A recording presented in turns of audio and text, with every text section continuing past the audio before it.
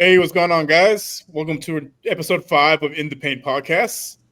I'm your host, Rios, and the guy next to me, I know it's a little bit different, but if you follow other channels, it is the one and only, the guy with like 75 different names, Papi. How's it going, man? ¿Qué es lo que hace, brother? All right. I'm like, where's my mic? It's Hold right on, here. ESP. Hey, what's up? Hey, bro, I'm gonna have to ask you to change. I don't know. I promise we didn't plan this out. I hopped on first, and then when he came on, I was like, wait a minute, no. Dude, we live like an hour away from each other. What are the odds? What are the odds? Um. Well, yeah. I'm in this show. I'm making my rookie debut. And then Welcome to the show. welcome to the show. Yeah, there we go. We're gonna play the intro real quick, and then we'll get back on it.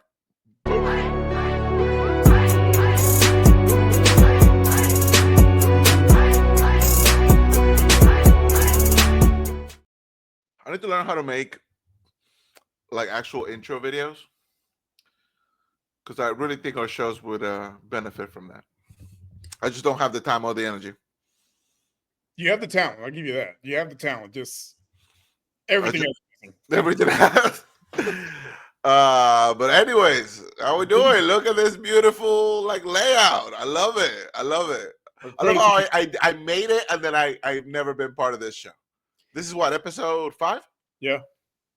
Okay. What we've been on a little bit of a hiatus. Carlos Mario's. He has some stuff going on, but he should be back next week. But in the meantime, we're gonna hold it down. Hold it down, man. That's what we do.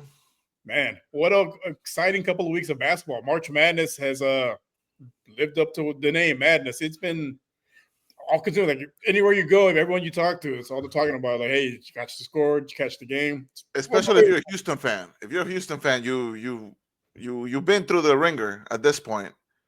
Yeah, I mean, it is a good problem to have over the last 8 years versus the previous 30 plus years, where March will come around and I don't have to worry about my team being in there because they're not invited. And it's a good thing because since with the NBA season like winding off a little bit, we're on the home stretch. The seeding is pretty much decided at this point. There might be a few changes here and there, but the playoff pictures for the NBA is pretty much set. Well, at least the top like 4 seeds. Yeah, but this is the time of the season where starters start to play a little bit less. Everybody wants to stay healthy for the playoffs. Yeah. So a lot of the 11th man, the 12th man in the rotation is actually getting minutes. So the NBA is kind of like, you still got games like Lakers Bulls the other night. What a wild finish to that Which game. Was great. Yeah, it was a great one. It was a game that I missed. I started watching it, and then I'm like, it's not really like living up to anything because the Bulls have been kind of fun. The Lakers, they're the Lakers. Yeah. You want to watch them, but I had to catch the ending on Twitter because I had completely switched off from it, and then I was like, wow, I missed one hell of a sequence towards the end. I'm not gonna lie, I only tuned into like the last for me it was 5 minutes, but in game time it was like the last 2 minutes of the game because I saw it was close. Like, hey, I got nothing going on. Let me check it out. And man, what a wild finish! I mean, those last 6 seconds just But like I'm saying though, like you still get those games every now and again, but March isn't about the NBA. No, March is about college basketball. It's about college basketball, and U of H, man, they're definitely making it more difficult on themselves than they need to. Against Purdue last night, basically had the game on lock, and with ahead by 10 points, 3 minutes to go, and then they were letting the game get away from them. Purdue were knocking down threes. And forgive me, I'm if as an NBA fan, I'm a casual. As a basketball, as a college ball fan, I'm even more of a casual. So I couldn't name you a single player from Purdue yesterday going into that game. I'm like, I know they're good, but can we cuss on this show? I mean, no, we cannot. God dang it! Oh, you have me there. We got to keep it PG-13. Anyway, I am indifferent towards Purdue. But they had and I want to look up his name. I want to look up his name because it's gonna bother me. But that white boy Oh, that was narrows it down. That was like 80% of the roster. yeah, but you know the one that was playing out of his skin, dude, from Purdue. Oh, I mean, the college kid that looks 45. I'm like, I need to see some ID. You're not even kidding, man. He looks like a 10-year vet in the league, bro. Like, sir, you've been selling insurance for the last 20 years. I need to see some identification. There is no way you're like 22, 23 years old. It's no way. But no, he had a game. He had one hell of a game. And well, from what the announcers were saying, he had injured his elbow a couple weeks ago, and that week off, definitely helped him recuperate, and he was at the game of his life yesterday. And it's funny because, like, yeah, Fletcher Lawyer, is that his name? Lawyer, yeah, there you go, dude. He was knocking them down, brother. He was basically carrying Purdue in the first half. I think the issue with the Cougars is that they go through these scoring droughts. Like, they're one of the best teams. Like, they are number one overall by every metric you could look at as far as defensive stats go. But they go through these scoring droughts. We saw the first week when they won by like 40 points. They barely scored any points in the second half. Yeah, and I think it's because part of that was because they knew they already had the game wrapped up. But at the same time, you still want to, you still want to put them away because we saw points on the board. Gonzaga. Gonzaga. Make sure I pronounce it right. I don't need the coach skin on me. No, but like even against them, they went on the scoring drought and allowed Gonzaga to get back in the game, man. And that was the same thing. Yeah, like this. Like, I mean, if you look at this Houston team, right? I know it changes from year to year, but the fact that the U of H hasn't been able to get over the hump is because in the past few years, it's because they're going through the scoring droughts. Where I forgot who they got eliminated by last year. It escapes the mind. But I remember 16. Like, I remember watching that game, and just like you said, like they just couldn't get buckets. They couldn't put the points on the board when the game wasn't clutch time. They were behind, and they just couldn't go to. There wasn't a guy who could put the ball on the floor and get buckets on command. Nope. This year with Milo Zuzan, a transfer from Oklahoma. He transferred to U of H because he wanted, one, the program wanted him, but two, he wanted to be able to play in the tournament in March Madness. He wanted to be part of it. And he was really good yesterday, and this Houston team has players who can step up when somebody else is taking a night off. Yeah, right? Especially yesterday with Cryer. Cryer is their top scorer, averaging over 15 points a game. He had 5 points. Yeah, I mean, Purdue was doing a good job at keeping them at bay for the most part. Yeah, you could tell the game plan was they came out of the game. They came out of the game, let anybody else beat us, and thankfully Usan was there. Knocking down threes, getting the floaters, getting assists. But kind of like the game against Gonzaga, Purdue, like they're just letting these teams get back into the game in clutch time. And if it wasn't for a really well drawn out play at the end of the game, which completely took me by surprise, like the way how easy they managed to score that bucket. They took the entire internet, but even the cameraman was full. Like, I think it was I can't remember which station said that even our camera was full because it was that well drawn up. Like nobody thought about covering the inbound passer. And it's funny because the announcer says the same thing. Typically on those inbound plays, you don't really think about the inbounder. You don't really take them into account. And I mean, that's chef kiss. Chef kiss and all you want, but Houston put themselves in that place, in that position. Yeah, it's those scoring droughts, and I think what's their saving grace is their defense. If they can keep the score close, I think they have the roster now. They have their go-to guys now that they didn't have a year ago.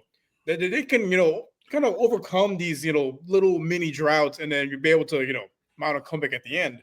Yeah, mind you, this team hasn't lost a road game in a year.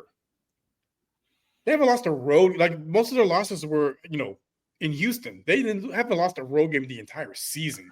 You know how crazy that is in college I mean, basketball? it is crazy, but it shows how resilient they are, and they have been, and they can be against pretty much any opponent. But the flaws are still there. One of my biggest issues with this Houston team, like their bigs, they can hold their own against pretty much anybody defensively. They're not the biggest. They don't have the size. This Houston team is not a huge team, right?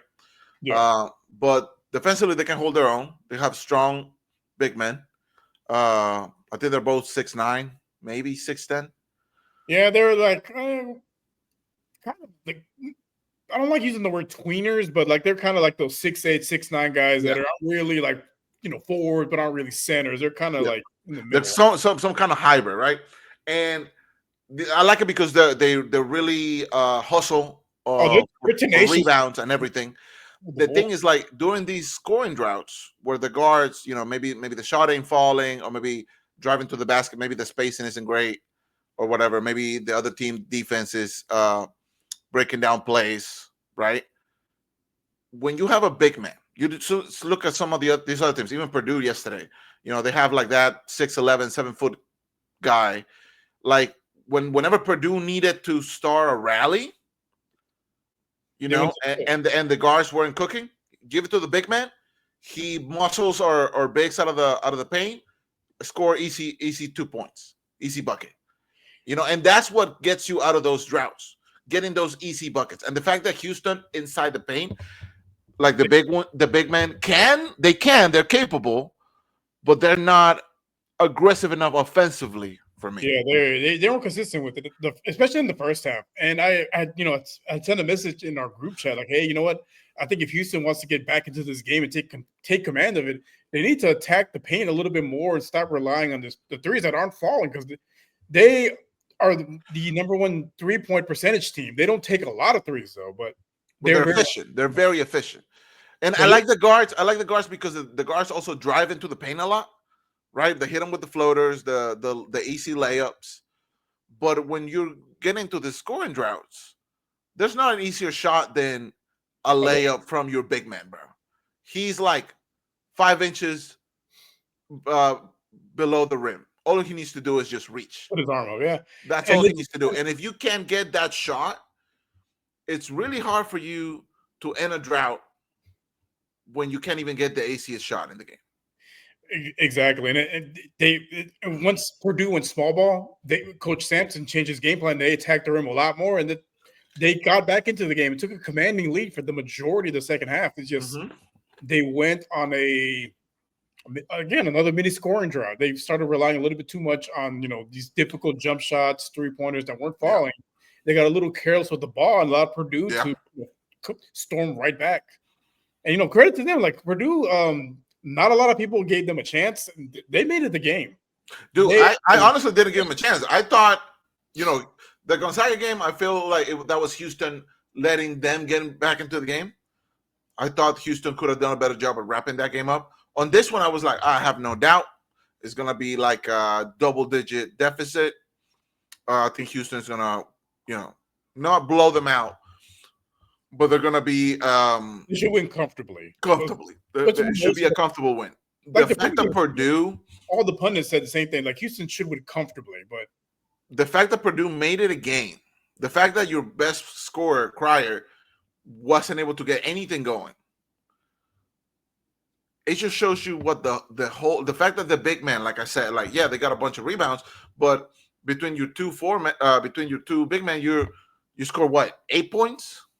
Yeah, they were both single digits. I'm like, it's like you go against Tennessee tomorrow. A second seed. If you beat them, you're going against Duke or Bama, which I would argue they're more complete teams in a way. I think with Duke and Bama, I think they have like that blue chip star. Like Duke has Cooper Flag, and Bama. They always have quality players on their rosters. Yeah. But I think with this Houston team, maybe not a lot of household names, but I would argue they match up very well, both of those guys. Houston is a well-oiled machine. However, it does have flaws. It has flaws that Purdue, they could have. There's a world where Purdue wins that game. There's a world where Gonzaga wins that game. And if Tennessee is watching film, right? If Tennessee is like, okay, so if you take Cry out of the game, you already know the big man won't, make much. They won't make much of a threat offensively against you. All you have to worry about is like a guard like Usan beating you. But they also these Houston team, they have 3 guards essentially that are guards on pretty much every program in this country. Yeah, Sharp was pretty good too. Yeah, Sharp is he was basically like the second guy last year behind Sheed, and this year he kind of got a little bit relegated to a third role because Uzan, especially when Uzan emerged, and he's been the go-to guy in the clutch so far. Even though Cry is the leading scorer in the clutch situations throughout the season, we've seen them time and time again draw plays for Uzan, and he's carried the load, towards the down the home stretch, and he closed it out yesterday. The Coach Sampson drew a play just for him, and it worked to perfection. Yeah, but the biggest problem is the fact that they had to, go to that extreme, let the game get away from them. It's like, okay, we need a bucket now. Let's draw this play up with no seconds on the clock, basically. Well, and now that you're in the Elite Eight, every game's going to be close. Every game is going to be close, and those turnovers, that carelessness in the clutch, even if you have a 10-point lead, right? Yes. The way that some of these teams shoot the 3 ball, a couple of possessions, you're talking about single digits. You're talking about a 1 possession type game. We saw it yesterday against Purdue. That 10 points with 3 minutes to go was cut down to a tied ball game with less than a minute left. Okay, so the game between Florida and Texas Tech just wrapped up. Florida won 84-79. Not surprising. They're going to play the winner between Michigan and Auburn. I'm giving that to Auburn. Yeah, I mean, Auburn is the more complete Michigan team. State. My bad. Not Michigan. I forget there's another Michigan. Michigan State. Michigan State. Yeah. I mean, Auburn's, one of the, I think the Vegas odds had them at number 2 behind Duke. So, I mean, they should win it. But again, that's one of the things that as a basketball fan, you love about March Madness. You could be the number 1 seed. Everyone expects you to win, and then you lose. Yeah. Anybody can beat anybody at this point. They're all 1 in top 3 seeds. Everybody here is a top 3 seed. Because you've seen it, especially it was a little before my time, but the national championship back in 83, Houston against North Carolina State. Houston, the powerhouse, 5 slamma jamma. And then you have North Carolina State, little school no one ever heard about. They beat the top team in the country in the championship game. Yeah, and if quote unquote small team can do that to anybody, yeah. So anybody can do to anybody. So, going into the tournament, right? Like I said, I'm a big casual when it comes to college basketball. I don't follow the season. Like I follow Houston, right? I keep an eye on it throughout the season. Sometimes you bring it up on our conversations as well. Going into it, I wanted to do a little bit of research. I'm like, all right, what teams are hot? What teams are not? What teams are going through, struggling or whatever. Florida, a lot of pundits were talking about Florida taking the whole thing. Yeah. A lot of people were talking about Duke taking the whole thing. What are your thoughts on now? Now that we're in the Elite Eight, moving into the Final Four with Florida advancing already. What are your thoughts on the Elite Eight as of right now? Who do you think has the best chances? Forget Vegas. Who do you think has the best chances of taking this whole thing?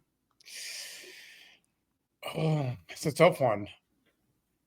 Yeah, for me, it's a toss-up between Duke and Houston for 2 reasons. Really? Okay. 2 reasons. So for Duke, I mean, it's a well-oiled machine, and they have Cooper Flag, the best player in the country. But on the other side, for Houston, they're arguably the best coach in the country in Coach Sampson. And they're number two, they're number one in defense, and they're number 7 in offense. Like they play well on both sides of the ball. I think a game like that, even though Duke has the blue chip, number one overall pick basically on their team, it really doesn't matter because as we've seen year after year, you can have the best player in the country.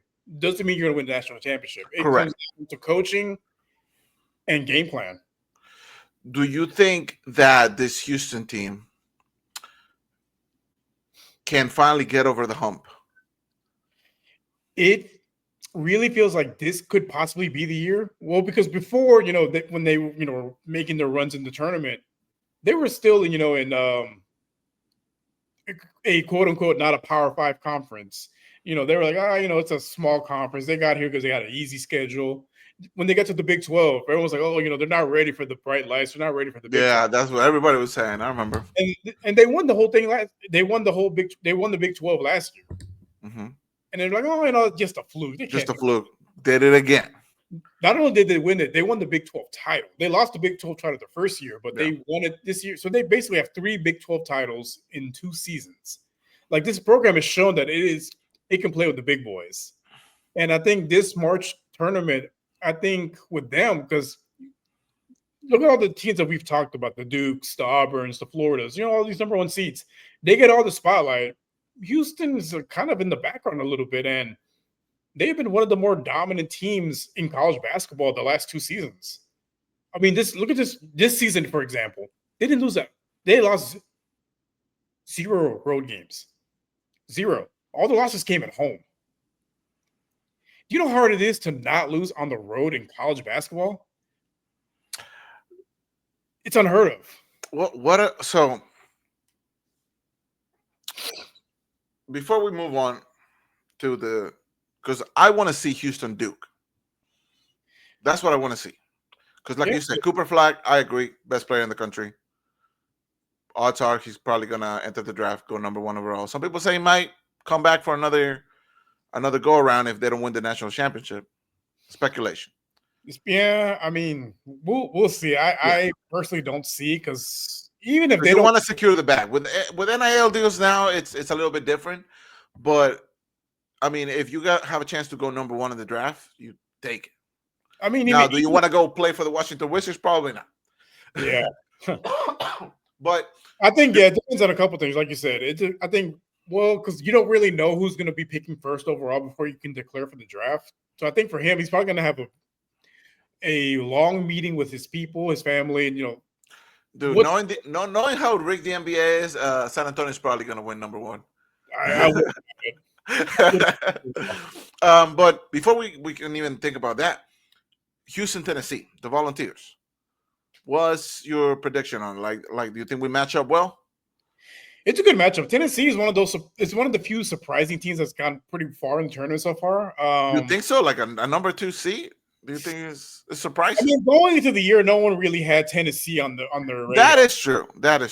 But I mean, they proved they played well in this tournament. I think both these teams match up well. I just think Houston is a much better team defensively, and they've been here before. They're battle tested. The Volunteers, they haven't really been very. I think this is in their program history. This is the first they've gone. Is it really? Yeah, they've never been here. So it's one of those things. It's like to liken it to NBA terms. It's like the Thunder of last season.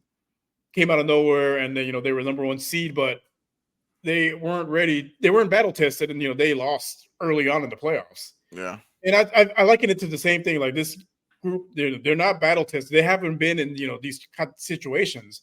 Outside of Uzan, most of this Houston roster is homegrown. They were on the team last year and the year before. So I mean, there's probably more chemistry with it and everything. So do you think Houston takes the game and they move on to the elite? I mean, to the Final Four. I believe so. I think they've heard all the noise. They have I'm sure they still have that bitter taste from last season. Getting upset in the Sweet 16, which again, going back to those like scoring droughts. They I just saw couldn't get on points on the Twitter, board. the coach has them locked in and had them reviewing film from last year. Like, hey, you guys were the number one seed and you lost in the The biggest thing is that they need to be locked in the whole game yeah. because, like, the scoring drives are one thing, but defensively, that you're still letting the other team get into it. I think their biggest thing is they need more people scoring in double figures because yesterday for Houston, the top scorer was Uzan with 22 points, including the game winner and 6 assists. Next closest one was Sharp, again the number 3 guard essentially. He had 17 points, right? Yeah, off the bench, but that was it. Next closest person was Francis, number 8, off the bench with 8 points.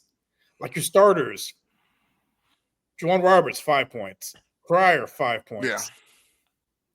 Pugler, center, 3 points. Like, and you if you go big men, and if you go to the game against Gonzaga, I'm pretty sure it was the same story. you have to get scoring from everybody. You can't have just 1 or 2 people in double digits. You got to have production from everybody, especially your bigs. Especially against a team like Tennessee, if your bigs can be productive against them, it gives you a fighting chance. Yeah, I mean the reason we were so dominant against Gonzaga was because yes, Cryer was letting it fly and everything was falling, but the bigs actually helped out. The thing with a team like Duke, which I think is gonna be Bama today, and that would be the team that whether it's Houston or Tennessee, I think that's the team they're gonna face in the Elite Four, in the Final Four. The thing with Duke is that team is so stacked. Everybody, people talk about Cooper Flag, the severely so, probably gonna go number 1. We've heard it all. They have a bunch of guys in there that he has a good supporting cast, can give you double digits, while Cooper Flagg's still giving you, excellent defense and running the offense, right? I believe Florida is going to make it to the championship game. I believe that. But I believe the winner of the on this side of the bracket between Duke, Bama, Houston, and Tennessee, I think whoever wins that little 4-man race is going to win the whole thing. I think whether it's Houston, Bama, Duke, hell, even Tennessee, whoever makes it to the championship from this side of the bracket, I think they're going to win the whole thing. Because as much as I like Florida going into the tournament, and as well as they played, I feel like you said, Houston defensively, they're a monster. If I'm going against Houston, I would hate to go against Houston, right?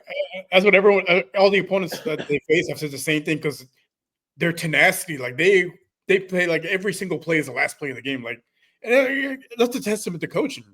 Yeah, you see it with the Houston Rockets as well. Like, when you're coached well, you play hard on both ends of the floor, it pays dividends. But then you look at the NBA, and I don't know, it's a little bit different, but the NBA, the stars win your championships, right? Yeah, NBA is a little bit different than college basketball. College basketball, you don't necessarily have to have like a blue chip player. Like you don't, but it sure as hell helps. It helps, but again, it also comes down to the same as any sport. You got to have great coaching, but you also have to have depth. If you have that depth, guys that next man up, say like yesterday for Houston, for example, Cryer had the worst game of his college career yesterday. And for most programs, if your best player is not having a good game, it's a wrap. It's over. But they had someone else step up. Yeah, and the number 3 guard and Sharp step up. And the other thing that I like from a team is like the bigs, even though they're very inconsistent offensively, they set hard screens, man. They are real good at that. They were leaving the guards so open, coming off of those screens. It's ridiculous. Yeah, I mean, they're one of the most physical teams. And because Coach Sampson brings that old school mentality, like, you got to play hard. Like, if you're going to play for this program, you're going to have to play hard. Even if you're having an off night offensively, you're still going to crash the boards, still play tenacious defense, just dive after every loose ball. I mean, the game plan, that's the game plan should be that. And also, don't lose focus. If you are able to put the nail in the coffin, you better do it, dude. You are not like you said, it's the Elite Eight. This is as elite as it gets.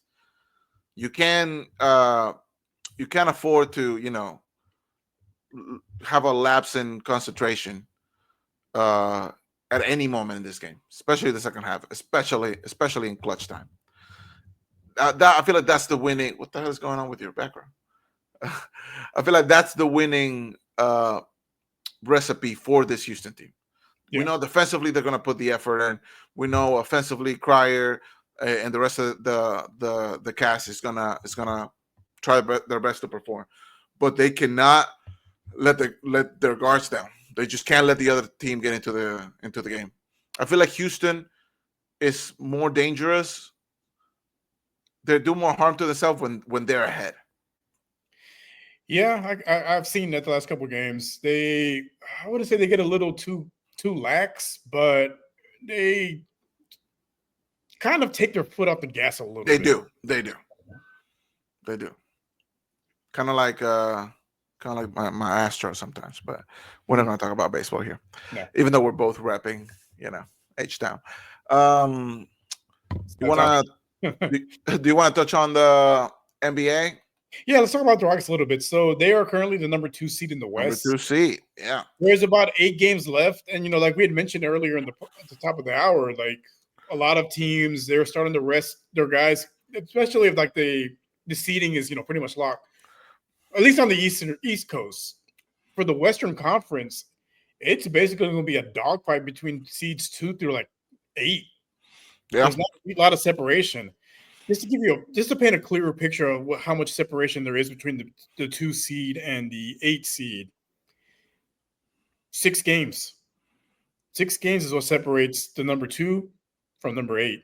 Since you're on that screen right now, let me know how many games behind are the Nuggets from the Rockets? So right now, Houston has a game and a half over Denver. They also own the tiebreaker. So if they both end with the same record, Houston will get the go-ahead because they own the tiebreaker because they won the season series. Okay, what about the Lakers? Now, the Lakers, they are 4 games behind Houston and 3 games behind Denver. Okay. There's about 8 games left in the regular season. The only real major changes, honestly, in my opinion, is going to be seeds 4 through 8. Because those are separated by 2 games apiece. 2 games is what separates seed 4 through seed 8. So, if you're the Lakers... So if you're the Rockets, right? Do you want to stay the 2nd seed?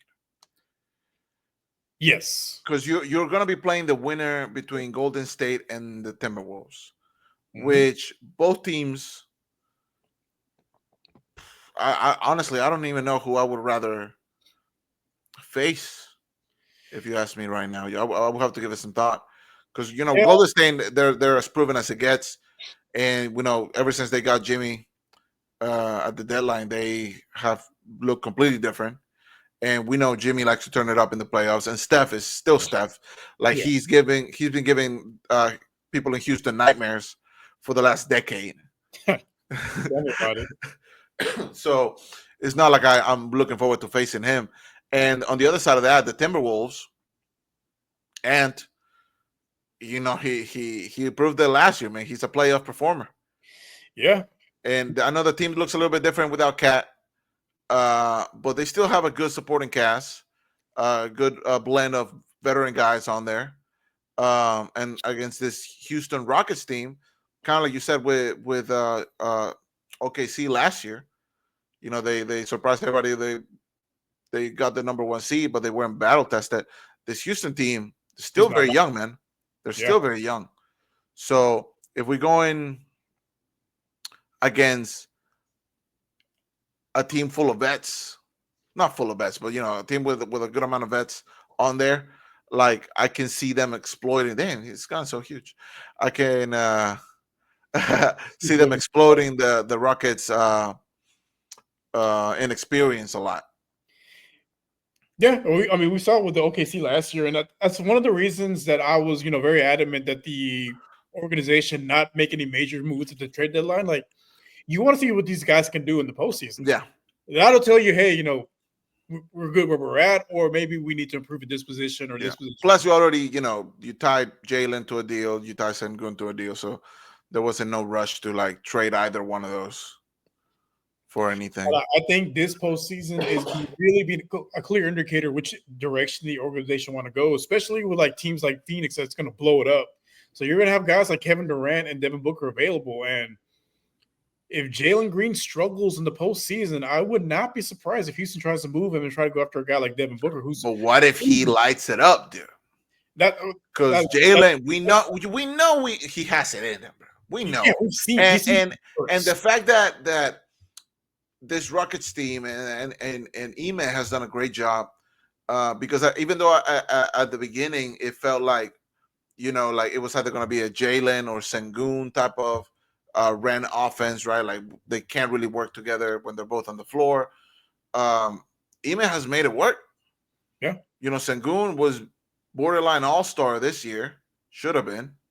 Yeah. And Jalen, was he an injury replacement? No, he was an all-star. Was he? Yeah. I could have sworn he was an injury replacement. No, he made the team. Okay, that's awesome. So there you go. So Sengun an all-star, and Jalen inconsistent as hell, but he will give you 30 points on a dominant win. Yeah, the thing with Jalen Green is there's two versions of Jalen. There is beginning of the year Jalen Green and post All-Star break Jalen Green. Beginning of the year Jalen Green, he is almost like a pariah in some sense. Like he'll give you 22, and then he'll give you 9, and then he'll give you 17, and then he'll give you 35. But post All-Star break Jalen Green is a different breed. Like he'll average close to his career averages after the All-Star break is close to 30 points a game. Yeah. Like he's shown he can do it. It's just he has to do it throughout the entirety of the season. And now that this team they've established, like, the bar is the playoffs, not the play-in, the playoffs. That's the bar. So now he's got to show it that he can do it, carry that production into the postseason. And if he has a great postseason, then Houston is, at this point, they'll have to find some depth pieces. They'll need to add a superstar.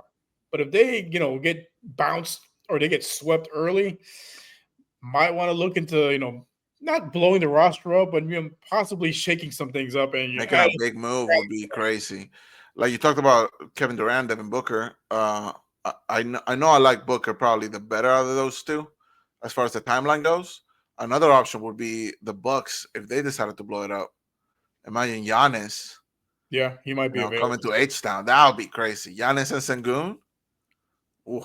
Another name to look out for is LaMelo Ball. His contract's up, and he just got injured, right? He just announced. They just announced yesterday, I think. Well, it's not anything major. I mean, there's 8 games, and but with him, like with players like that, availability is the best ability. Like when he's on the floor, he's a superstar. The problem is he's not like almost never on the floor. It feels like he's been a little bit by the injury, but if you have a chance to add a superstar of that caliber in his prime, I mean, if he's available, we'll see. I don't know. I feel like I like a little bit less. Like I get it if he fits the timeline a lot better, and he brings a lot of things offensively. Defensively, he ain't doing a damn thing.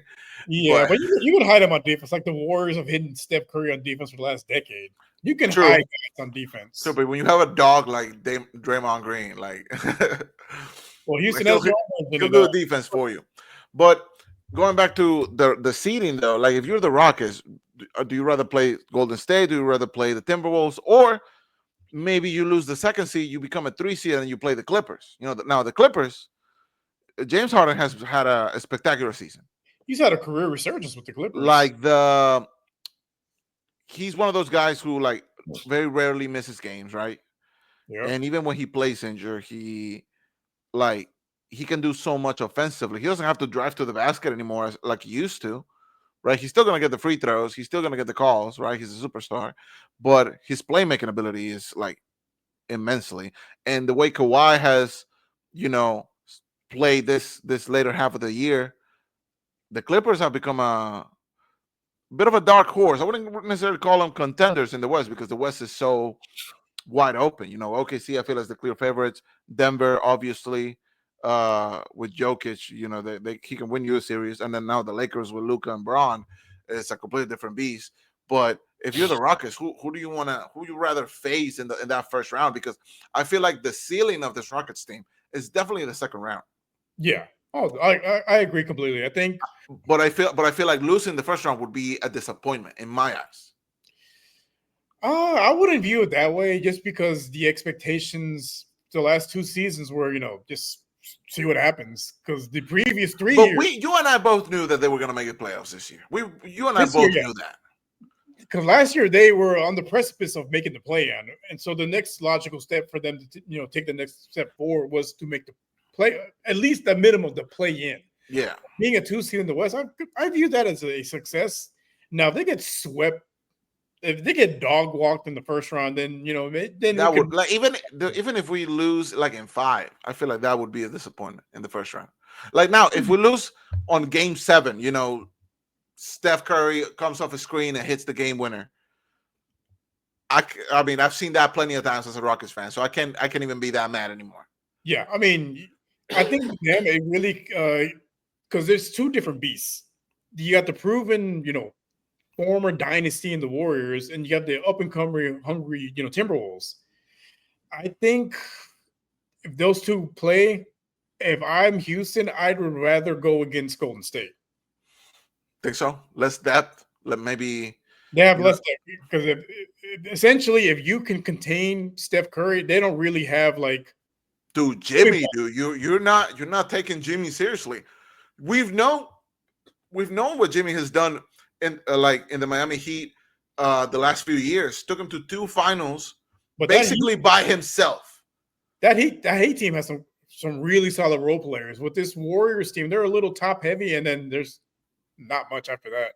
Yeah, but if you shy off Steph, Jimmy can still give you 40. I mean, not 40, but he still give you 30 and 10. We'll see. And the fact that he made this trade happen or whatever, like you could see it from the very first time he suited up for the Warriors. He was giving it like that Jimmy Butler intensity that we know. Like, I almost want to see this team against the Timberwolves, just because I want to measure what the Rockets are like against them. Because yes, I feel like that the Warriors are on that stage where they're kind of like on the way out, right? Steph is now 36, Jimmy is 34, or whatever. Draymond is like, sometimes he plays like he's 40, but I feel like they're kind of on the way out. I want to see what this young team, can do against a Timberwolves team, and I feel like we have a better chance of beating them than Golden State, to be honest.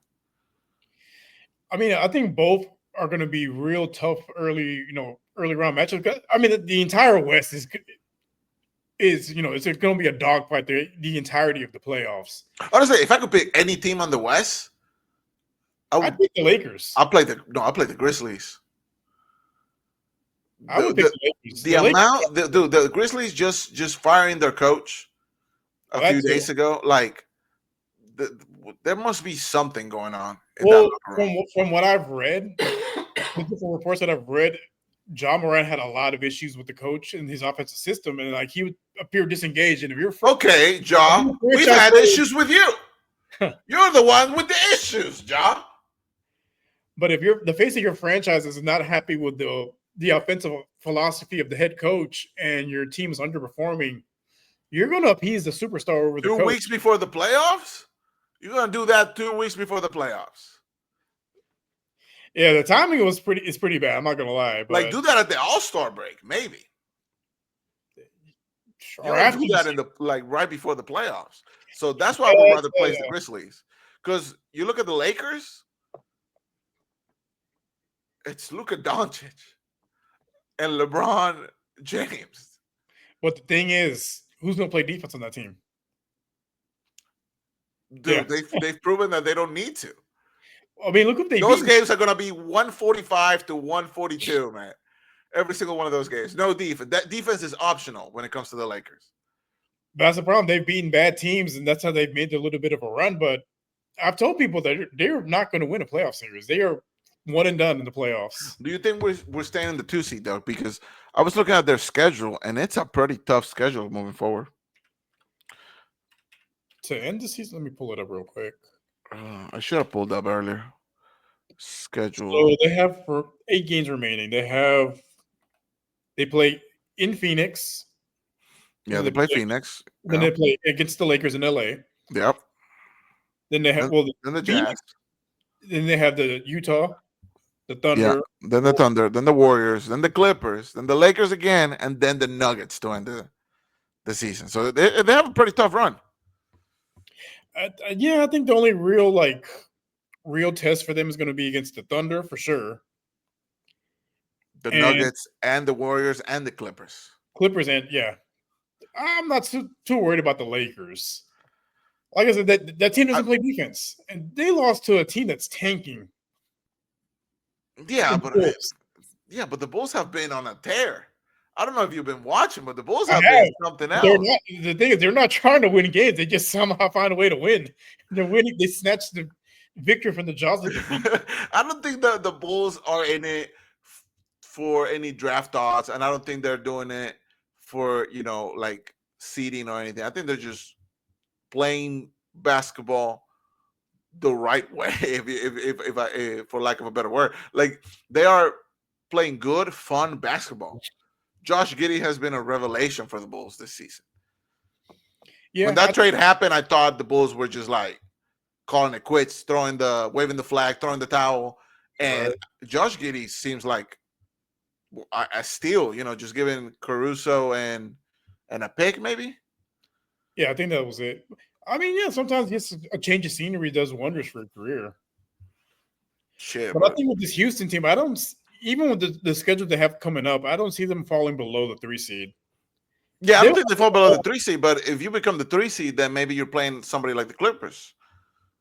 And the Clippers is not somebody I want to see, especially with the way Kawhi's been playing and James Harden. Yeah, it's going to be a dogfight in the West. The East, I mean, it's just basically Boston and whoever survives in the Eastern Conference Finals. Yeah, we already know. Let me look at the playoff on the East, because the East is pretty much, like you said, it's pretty much decided. I mean, Cleveland's the number 1 seed, but to me, they remind me of the Thunder of last season. Bunch of young guys, not really battle tested. Outside of Donovan Mitchell, most of those guys, they don't have postseason experience. I could definitely see them making the conference championship. The Pacers, they made it to the conference finals last year, and I think this time around they can actually do some damage. The Pistons, I feel like, yes, they've been playing great, but I think it's like a fluke season. If somebody is in battle tested in the East, it's the Pistons. Oh, definitely. So I think they're gonna get bounced first round. The Knicks, I think the Bucks are done. Dame is done for the season for the year. Giannis, I mean, he can only do so much of a carry job. Without a clear number 2 in that team, I feel like all you have to do is, if you can stop Giannis, you're gonna win that series. And then Boston is gonna play either the Magic or the Hawks, so I think that's a sweep. Yeah, maybe Trae Young can get you a game. I don't see the Magic even making it close. Yeah, honestly, I don't see any team outside of the Cavaliers and the Celtics. No team really inspires a ton of confidence that they can make it all the way to the conference finals or the NBA. Yeah. What about New York? The thing with the Knicks is they had great chemistry last year and it kind of blew it up. I mean, they're number 3 seed, but it's just one of those is like, it's the East. Someone has to be 3. Someone has to be 3. What do you think, though? What do you think with the Rockets thing? What's your prediction? What's for the rest of for the last week of the season?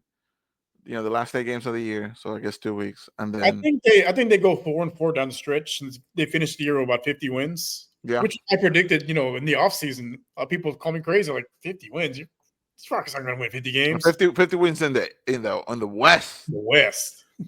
None in the East. I think because what's the record? What do the Pistons have right now? 42 games. 42 games? Yeah, like, and they're the 5 seed. What about the Knicks? What's their record? 46 and 27. Then they're the 3 seed. Jesus. Yeah, they would be the 5 seed in the West. Yeah.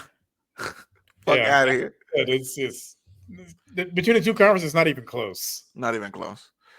The Rockets, I think they finished the year with 50 wins, and I think they stayed the number 2 seed. So they would play whoever is going to be number 7, whether it be the Warriors or the Timberwolves.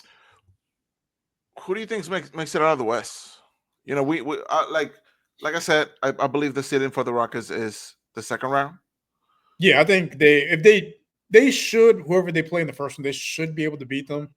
I don't, unless like Jalen Green turns into Kobe Bryant and Sengun turns into Shaq. I don't see them getting past the second round. I don't see them in the Western Conference Finals, but I mean, if they make it to the second round and they, whoever they lose to, you can call that a successful season because it's a young team that, Yeah. The second round, I would call that a success. Anything past the second round would be marvelous. Yeah. But who do you think makes it out of the West? Who do you think is going to play Boston in the finals? Because that's my pick for the East. I think the Thunder finally get over the hump. But they had to get battle tested last year, and I think this year they've shown that last season wasn't a fluke. A Thunder Boston matchup in the finals. Oh, I know. Adam Silver's just punching drywall right now. Like, no, not again. Shea's gonna win MVP. Yeah, that's pretty much locked in. Unless they kind of like plummet right now and Jokic goes on a major run. Yeah, unless Jokic averages like 50 points over the next 10 games, which he could. Which honestly he could if he really wanted to. The thing with Jokic is like he plays in such a way that is almost effortless that I'm like, bro, if this guy like drank an energy drink before the game, he would drop 60, 20, and 20.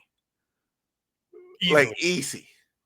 And it's funny because, the younger generation calls, the 80s and 90s a bunch of plumbers. Joker's built like a plumber. He's the best player in the NBA. He's built like some bodyguard like at a club. Yeah. No. I play basketball for fun. Yeah, it's kind of a side hustle. MVP. I just gotta hang out in the game. Yeah, I race horses. That's my full-time job. This is just a hobby. This is just a side gig. I would like to see the Nuggets against the Celtics. I feel like that would be a good, fun matchup. Yeah, that would be a matchup. Who do you think takes it between OKC and Boston though, if they do match up in the finals? So for me, I said last year I felt like Boston's run was a little fluky because every team they played had a gangload of injuries. Yeah. So I think this year, I'm pretty sure they've heard the same noise from the outside. So I think they probably want to prove like, hey, last season wasn't a fluke. We can beat anybody. So I think whoever is playing Boston, I think it's going to be Boston to repeat as champions. You think so? I mean, unless Shai turns into Michael Jordan, I don't see the Thunder beating the I mean, if Boston stays healthy, I think they can two-peat. But if Porzingis goes down, right, which is very likely. Yeah. It's like water is wet. I think Shea and the OKC Thunder they could take it. I would hate to see the Lakers make it. I don't see it. You got to play defense, and they play zero defense. You're not going to be playing the worst teams in the NBA in the playoffs. It's just not going to happen. And that's the crazy thing, man. So the West is so much tougher and stacked than the East, but at the end of the day, I think it's going to be Boston taking it all. Yeah. Like I said, Cleveland, outside of Donovan Mitchell, is not really battle tested. They're going to be the Thunder of last year. The number one They're seed. Still really, really good, though. Oh, yeah, they're a great team, but it's one of those really, really good. They're also a young team, and you kind of have to go through those growing pains. Like you've seen them like with multiple organizations over the years.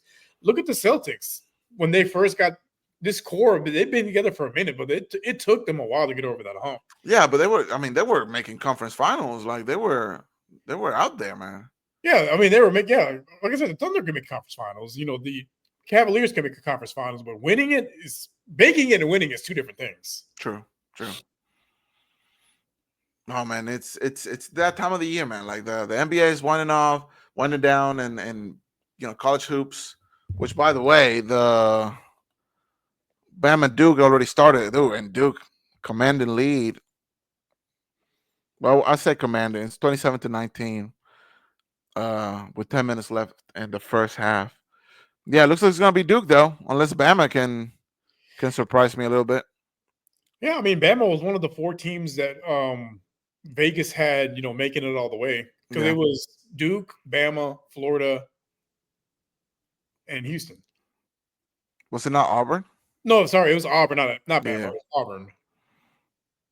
But, Yeah. I mean, the SEC has been a little bit surprising in basketball, because typically when you think of SEC, you think football. Yeah. And when it came to college basketball, you thought the ACC and the Big Ten and all this, and now the SEC and the Big 12 are making they're making their names known throughout by beating some of these bigger programs. So we'll see. We shall see. So I probably won't be back next week, right? Nadia should be back, hopefully. We'll see. It's Amia.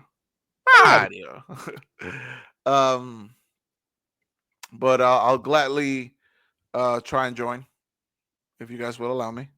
I don't know what my schedule looks like next week, but we'll flip a coin. We'll see. Maybe me and Mario will do it without you. We don't know. Yeah. Maybe it's just gonna be Carlos by himself the whole time. It's gonna be him talking to a basketball. I would pay good money to watch Carlos lose by himself. Him and a basketball on the other end. He might try to eat a basketball. Wilson.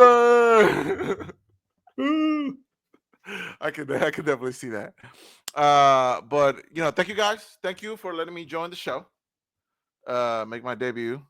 And thank you for letting me talk some basketball, even though I'm a complete casual. More than Carlos. Which is saying a lot. But yeah, man. It's been I don't know how you guys outro the show. I'm just here for the vibes. Well, again, thank you guys for tuning in. We'll be back next week. We'll try to be a little more consistent with the day. It's just life happens, and we got to roll with the punches. Yeah, you guys don't have an outro to play, so I won't play anything. We're just gonna end it. But yeah. Okay. Peace. All right, peace, everybody. Y'all take it easy, and go Cougs and go Rockets. Skrrr.